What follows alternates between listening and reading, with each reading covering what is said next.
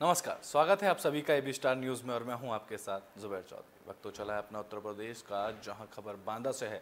आपको बता दें कि बांदा में मोरंग का अवैध खनन जोरों पर है, जिसको लेकर प्रशासन की नींद अब तक नहीं खुली है। योगी सरकार के आदेशों की बांदा प्रशासन धज्जियां उड़ा रहा है, जहां जिला प्रशासन की आंखों में धूल झोंक कर बांदा जिले के अल्मोर संख्या खंड 7 और 8 में मोरंग का अवैध खनन जोरों पर चल रहा है। दरअसल जिला प्रशासन और खनिज विभाग की जुगलबंदी से अवैध खनन का धंधा फल फूल रहा है। प्रशासन की अनदेखी के चलते रात दिन नदी में 30 मीटर गहराई तक प्रतिबंधित पॉकलैंड मशीन और लिफ्टर से कैन नदी की जलधारा से मोरंग का खनन किया जा रहा है, जिससे जलीय जीवों को संकट आ गया है और नदी में बड़े पैमाने पर तालाब जैसे गड्ढे हो रहे हैं, जिससे नदी का स्वरूप भी बिगड़ रहा है।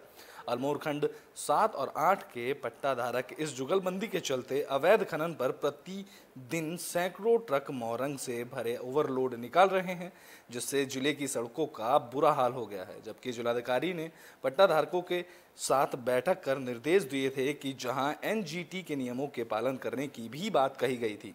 यह भी कहा गया था कि सूर्यास्त होने के बाद नदी का खनन बंद होना चाहिए, लेकिन रसूखदार पट्टाधारक रात के अंधेरों में भी जबरदस्त तरीके से अवैध खनन को अंजाम देते में जुट गए हैं। अब यह देखना दिलचस्प होगा कि इस मामले में कब तक प्रशासन अपनी आंखें बंद करके रहता है और क्या कुछ कार्रवाई आगे करता है।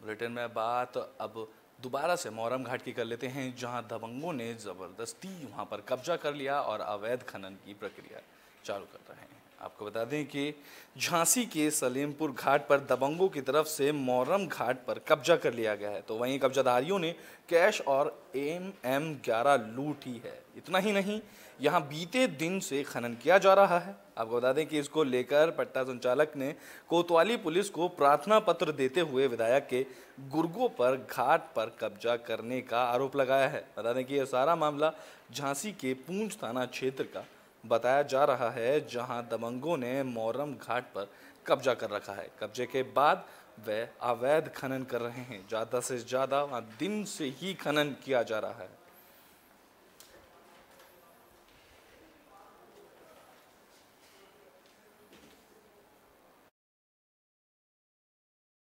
इस खदान पर कुछ लोगों ने कब्जा कर लिया है। वो लोग विधायक जवाहरलाल राजपूत की आदमी बता रहे हैं और आधे रूप से गद्दी पर कब्जा कर लिया है और ऐसा 1-2 बार की ऐसा कर चुके हैं। ब्रिटेन में बात बांदा की कर लेते हैं, जहां ग्रामीण और संत पहाड़ में हो रही ब्लास्टिंग से लेकर परेशान हैं, तो वहीं उसको लेकर अनशन पर बैठ गए हैं। बांदा में संत और ग्रामीण 3 दिन से मंदिर और जान बचाने के लिए अनशन पर बैठे हुए हैं। दरअसल गिरवा थाना के पतरवाहा गांव में पहाड़ की ब्लास्टिंग से ग्रामीणों और मंदिरों के संतों को काफ़ी परेशानी का सामना करना पड़ रहा है। दिन दहाड़े हो रही ब्लास्टिंग से हज़ारों साल पुराना शिव मंदिर भी नुकसान पहुंच रहा है। इस कड़ी में पतरवा गांव के लोगों ने डीएम कार्यालय में प्रार्थना पत्र देकर मांग की है कि पहाड़ का पट्टा जल्द ही निरस्त होना चाहिए। इस दौरान ग्रामीणों ने कहा कि ठेकेदार दिन में ही ब्लास्टिंग करते हैं, जिससे हमारे घरों में भी पत्थर के टुकड़े आते हैं और इससे कभी भी दुर्घटना हो सकती है।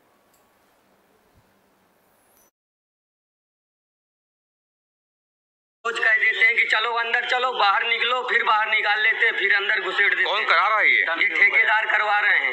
आपने शिकायत किससे पहले कही? जी कई जगह किया, योगी जी को भी भेजा, हमने कई जगह सबको रजिस्ट्री की, मगर कोई सुनवाई नहीं हो रही 5 साल। आपके एरिया में विधायक कौन है? जी प्रकाश द्विवेदी। क्या कहा उन्होंने? गए उनके पास? अभी तो लखनऊ में है, अभी बात हुई है उनसे, कह रहे हैं हम आएंगे। बुलेटिन में बात अब सिधौली की कर लेते हैं। आपको बताते हैं कि यहाँ पर डॉक्टरों की लापरवाही देखने का मामला सामने आया है, जिसको लेकर गर्भवती महिला ने अस्पताल के बाहर ही अपने बच्चे को जन्म दिया है। सीतापुर के सामुदायिक स्वास्थ्य केंद्र सिधौली के डॉक्टरों की लापरवाही का मामला सामने आया है। दरअसल यहां एक गर्भवती महिला इलाज के लिए पहुंची थी, जहां पैसे ना देने की वजह से डॉक्टरों ने गर्भवती महिला का इलाज करने से मना कर दिया, जिसके चलते वह महिला अस्पताल के बाहर ही तड़पती रही। इस दौरान गर्भवती महिला ने अस्पताल के बाहर खुले में ही बच्चे को जन्म दे दिया। महिला के परिवार वालों ने अस्पताल पर लापरवाही और इलाज ना करने का आरोप लगाया है। बता दें कि ये पूरा मामला सिधौली सामुदायिक स्वास्थ्य केंद्र का बताया जा रहा है।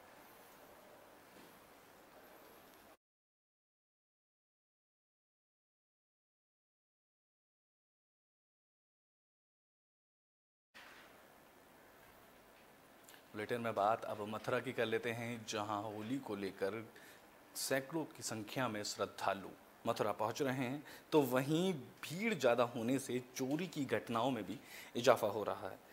होली के पर्व के मौके पर जग प्रसिद्ध ठाकुर बांके बिहारी मंदिर में श्रद्धालु भक्तों की भीड़ बढ़ने के साथ ही जेबकटी, चेन स्नैचिंग जैसी घटनाएं भी लगातार बढ़ती जा रही हैं। तो वहीं ताज़ा मामला मंदिर परिसर के रविवार को उस समय हुआ जब एक चेन स्नैचर ने भीड़ का फायदा उठाते हुए दिल्ली से आए एक श्रद्धालु के गले से सोने की चेन चोरी कर ली। चेन की कीमत करीब 1 लाख रुपए की बताई जा रही है। इस संबंध में पीड़िता श्रद्धालु मनोज कुमार ने अज्ञात चेन स्नैचर के खिलाफ कोतवाली में तहरीर दी है। पीड़िता श्रद्धालु के अनुसार वह अपने बच्चे और अन्य परिजनों के साथ बांके बिहारी मंदिर में दर्शन करने आए थे। भीड़ का दबाव अधिक होने के चलते वह अपने परिवार के सदस्यों को भीड़ से बचाने के प्रयास में जुटे थे, तभी किसी ने उनके गले से सोने की चेन चुरा ली। वहीं पुलिस मंदिर में लगे सीसीटीवी फुटेज खंगालकर आरोपी की तलाश में जुटी हुई है। ये हुई थी कि काफ़ी भीड़ थी मंदिर में, धक्का तो बहुत हो रहा था और मैं अपने बच्चों को संभालने के चक्कर में मेरे गले से चेन निकल गया।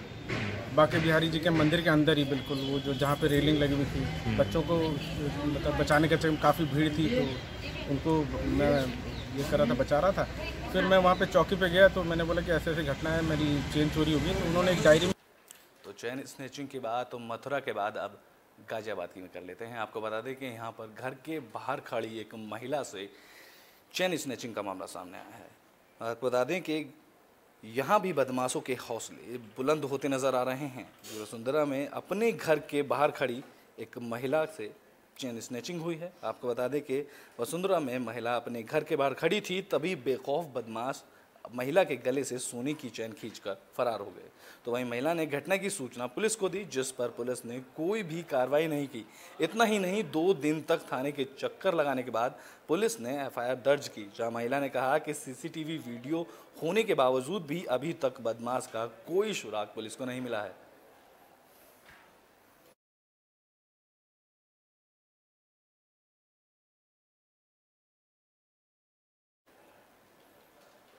बुलेटिन में बात फिर से गाजियाबाद की कर लेते हैं। आपको बता दें कि यहाँ अचानक दो खड़ी कारों में आग लग गई, जिससे इलाके में हड़कंप मच गया। गाजियाबाद से एक दर्दनाक हादसा सामने आया, जहां गाजियाबाद थाना करीबनगर क्षेत्र के सेक्टर 11 राजनगर में 2 कारों में अचानक आग लग गई। मिली जानकारी के अनुसार आग लगने से किसी के हताहत होने की खबर सामने नहीं आई है। तो वहीं अचानक से लगी आग के कारणों का भी अभी तक कुछ नहीं पता चल पाया है।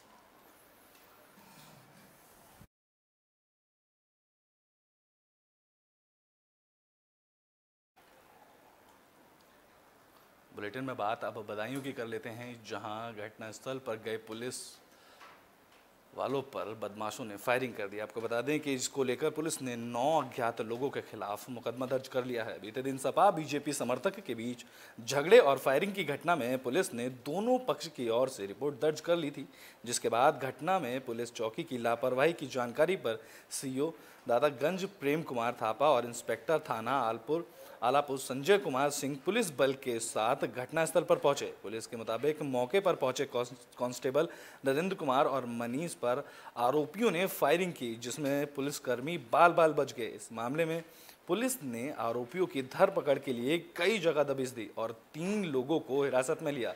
तो वहीं 8 से 9 अज्ञात लोगों पर क्रिमिनल एक्ट में मुकदमा दर्ज कर लिया गया है। घटना के बाद से 2 स्थानों पर पूर्व पुल और मोहल्ला कोठी पर पुलिस फोर्स तैनात की गई थी और अब काले घेर में सर्विलांस ड्रोन से पुलिस निगरानी कर रही है। तो वहीं नगर में शांति व्यवस्था कायम रखने के लिए अभी भी थाना आलापुर पुलिस तैनात है और आरोपियों की तलाश में पुलिस ताबड़तोड़ दबिश दे रही है, जहां संबंधित रिश्तेदारों और को हिरासत में लेकर आरोपियों को हाजिर होने का दबाव बनाया जा रहा है। वहीं पुलिस की कार्रवाई से आरोपी भूमिगत हो गए हैं।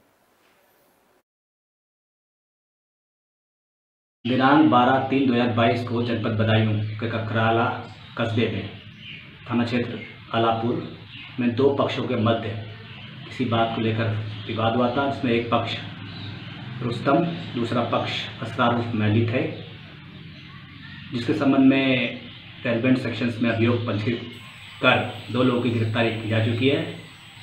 शांति व्यवस्था के दृष्टिगत पर्याप्त पुलिस बल की तैनाती की। बुलेटिन में बात अब संभल की कर लेते हैं, जहां दबंगों को दबंगई देखने का मामला सामने आया है। आपको बता दें कि इसमें दबंगों ने एक युवक को मौत के घाट उतार दिया है।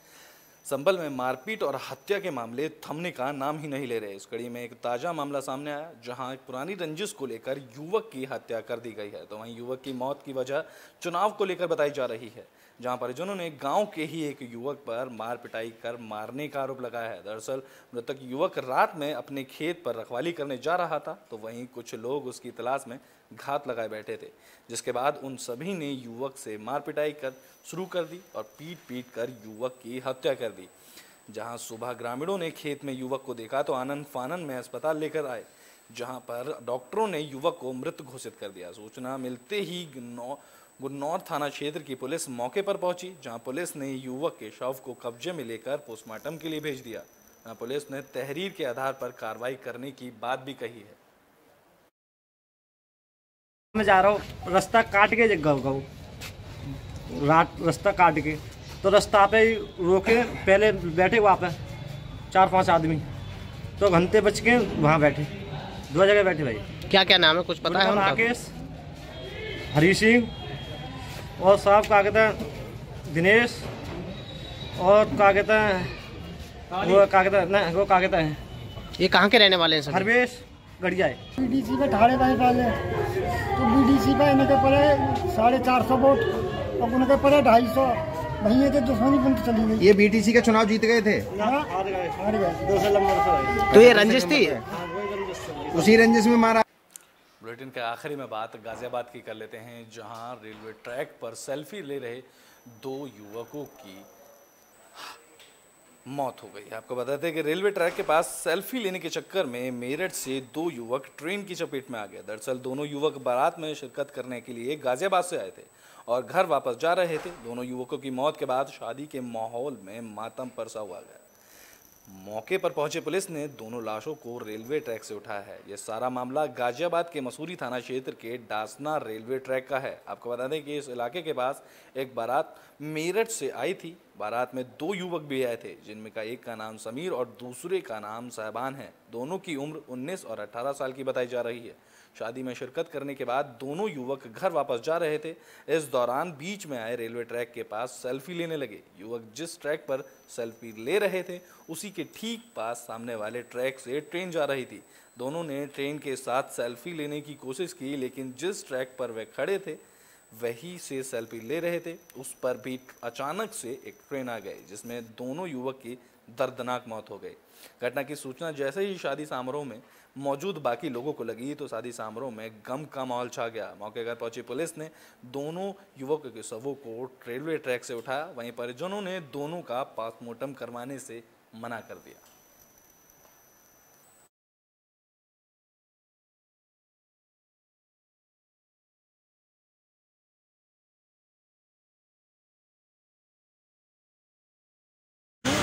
ये शादी में आए थे, उधर से आ गया, फिर कैसे गए वहाँ ये नहीं मालूम। कहाँ के रहने वाले, कौन लोग हैं? जिला मेरठ के वहीं के रहने वाले। ये फार्म हाउस है, यहाँ पे बारात आई थी। खाना खाने के बाद जो बच्चे भी इनकी डेथ हुई है, तो घूमने के लिए गए थे। घूमने के लिए चलो टिकट वाला ये यहाँ पे गए हुए थे, तो भैया हमें सूचना मिली वहाँ पे कि इनकी वहाँ पे मृत्यु हो गई है। अपना उत्तर प्रदेश में अभी के लिए बस इतना ही। देश और दुनिया की तमाम खबरों के लिए देखते रहें एबी स्टार न्यूज़।